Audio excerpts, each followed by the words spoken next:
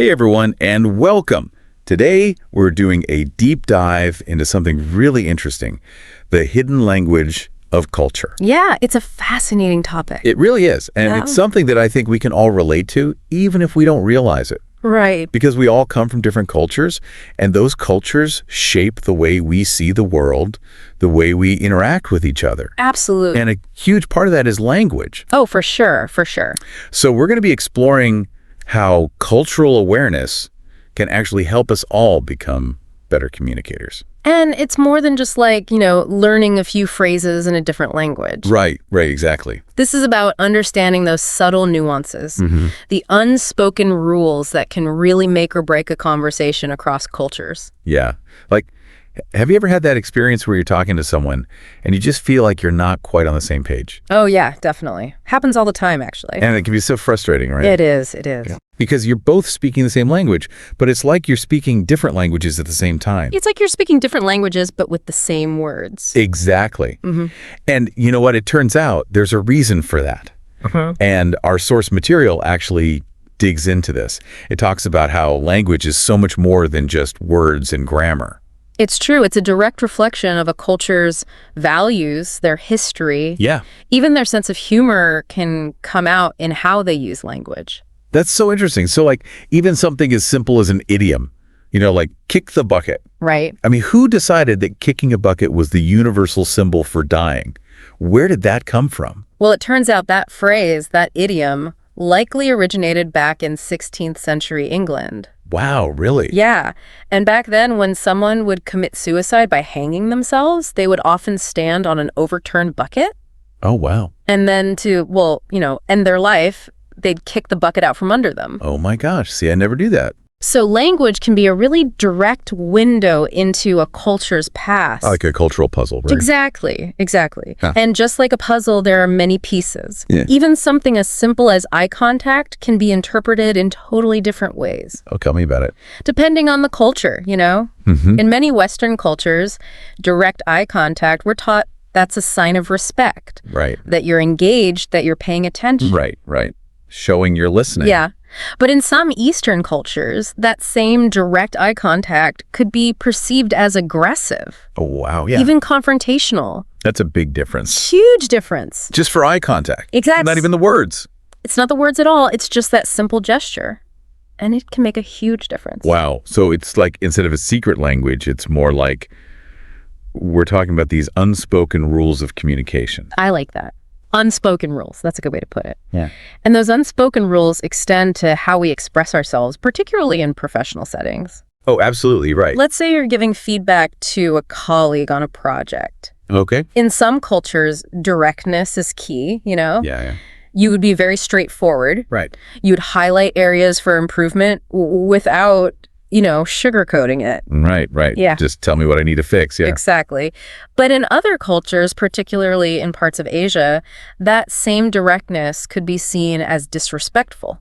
Oh, wow. Really? Even harmful to the relationship. Oh, interesting. It could make someone lose face, make them feel embarrassed. So you have to be very careful about how you deliver that kind of feedback. That reminds me of this one time. Yeah, it's amazing how cultural context can totally change how feedback, even well-intentioned feedback, is received. Right. Such a good point. And that's why, being aware of these nuances is so crucial. Absolutely. Yeah. It's not just about avoiding misunderstandings. Right. It's about building those stronger relationships. Totally. Yeah. It's like you're not just hearing the words, right? You're understanding where the other person is coming from, their background. Their perspective. Exactly. And this actually reminds me, our source material mentions how, this cultural awareness thing, it's not just about when you're dealing with different languages, right?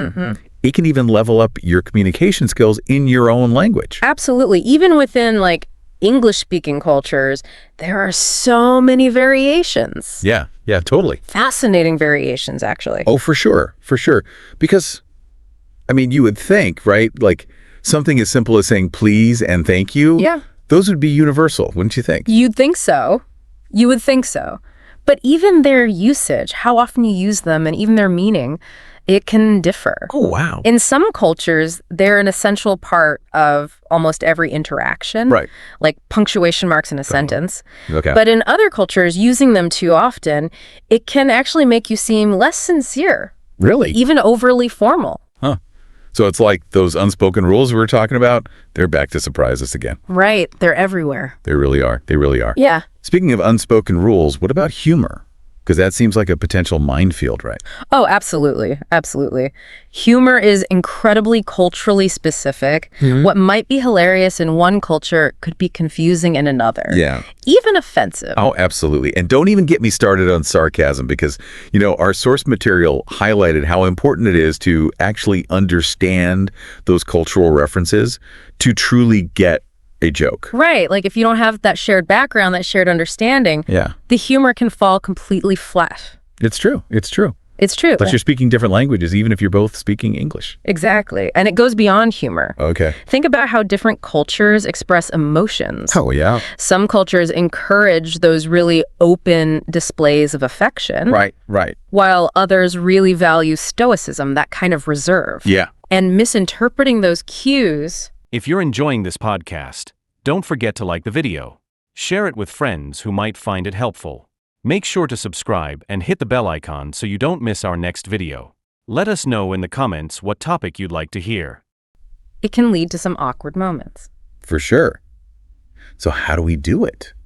How do we become more culturally fluent, especially if we're navigating this world that's just full of these subtle differences? Right. Well, our source material had some, I thought, pretty good tips on that. So it does sound like, we're talking about, it's almost like learning a whole new language on top of the language. Yeah. There's like secret hidden language, all these cultural cues. It is. It's like a secret code. Yeah, it is a secret. And everyone's speaking around you and you're like, wait, what? What's going on here? Exactly. What's going on here? Yeah. So where do we even begin? How do we actually become those culturally fluent communicators? Well, the best way, honestly, is just to dive in. Okay. Like really immerse yourself. Okay. The source materials suggest like really connecting with native speakers. Yeah, that makes sense. Like really immerse yourself in the culture. Right. And so like think about language exchange programs. Right. Conversation clubs, Oh. even online platforms where you can actually, chat with people from around the world. Oh yeah, there's so many cool apps and stuff for that now. Exactly. That's a great point. Yeah, so really Because it's like there's no substitute for that real life interaction there isn't. when you can kind of start to pick up on those more subtle things Exactly. and maybe you wouldn't even think about otherwise. And you make those mistakes Yeah, right, exactly. and then you learn from them. And you're like, oh, okay, I get it now. And you're like, oh, I shouldn't have done that. Exactly. But you learn for next time. Right. You learn from it. Exactly. Yeah, that's a great point. So it's really just about putting yourself out there. Okay, so immerse yourself. That's number one. Yeah, immerse yourself. Check. What else can we do? Well, while you're at it, why not immerse yourself in the cultural content? Okay. So books, movies, music. Yeah, oh yeah, of course. They offer like a fascinating glimpse into just different cultural perspectives. Totally. Because you can kind of see how people interact and like you were saying, even just pick up on the humor, right? The humor, exactly. Which is so different. And even like sometimes it's the things they don't say. Right. It's like you can kind of read between the lines a little bit. Yeah, exactly. But yeah, it's really just about kind of becoming a cultural detective almost. Oh, I like that. Right. Like really paying attention. Being observant. Yeah. Exactly. Okay, so we've got immersion, we've got consuming content. What else? And don't forget about like just the local events, Oh, right. like festivals, community gatherings, even just like Right. trying out a new restaurant. Yeah. Get out of your comfort zone a little bit. Exactly. Food is a great way to do that too. It is. And our source material really highlighted like the importance of those firsthand experiences. Makes sense?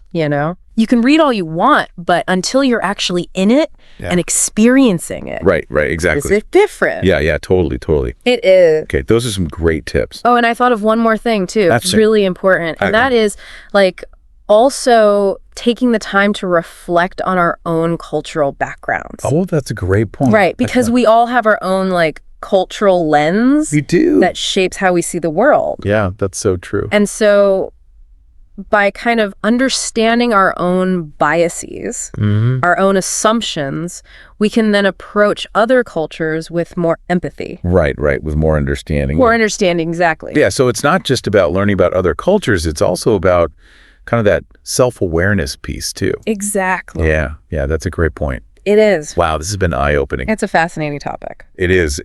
So to kind of wrap things up here, Yeah. it seems like mastering a language goes way beyond just memorizing vocabulary. Well, for sure. Right. It's about really embracing the richness and complexity of all these different cultures that we have out there. Absolutely. Absolutely. It's about connecting on Yeah. a deeper level. Exactly. Yeah. And understanding each other. Exactly. Yeah. Wow. So any final thoughts from you before we wrap up today? Well, I guess a final thought-provoking question for everyone listening. How can you apply what we talked about today Yeah. to become a more effective and culturally sensitive communicator in your own life? Ooh, that's a great question to leave us with. Something to think about. Yeah, it is. It is. Lots to think about. It is. Well, thank you so much for joining us for this deep dive. It's been a pleasure as always. Likewise, always fun chatting with you. Thanks everyone for listening, and we'll see you next time.